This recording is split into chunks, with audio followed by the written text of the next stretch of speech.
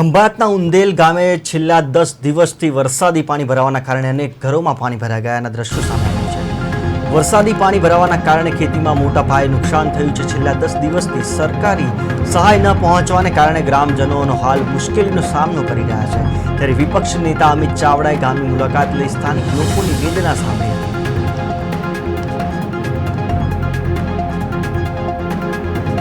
26 તારીખથી આજે 10 દિવસ કરતાં વધારે સમય થયો, તેમ છતાં વરસાદી પાણી આજે ઉંદેલ અને આજુબાજુના વિસ્તારોમાંથી હજુ પણ ઉતર્યા નથી। ભારે વરસાદને કારણે ઉંદેલ આખા ગામમાં ચારો તરફ પાણી ભરાયેલા છે। આજુબાજુના સીમ વિસ્તારોમાં પણ અનેક ઘરોમાં આજે પણ પાણી છે। 10 દિવસ થવા છતાં તંત્ર તરફથી એક પણ રૂપિયાની કોઈને સહાય ચૂકવવામાં નથી આવી અને આ પાણીમાંથી લોકોને બહાર કાઢવા માટે કોઈ કાર્યવાહી પણ નથી થઈ।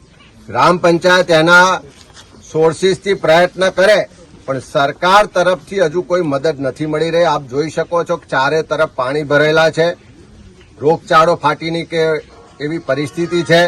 આટલા દિવસ થયા છતાં હજુ સુધી કોઈને કેશ ડોલ કે ઘરવકરીની કોઈ સહાય નથી મળી।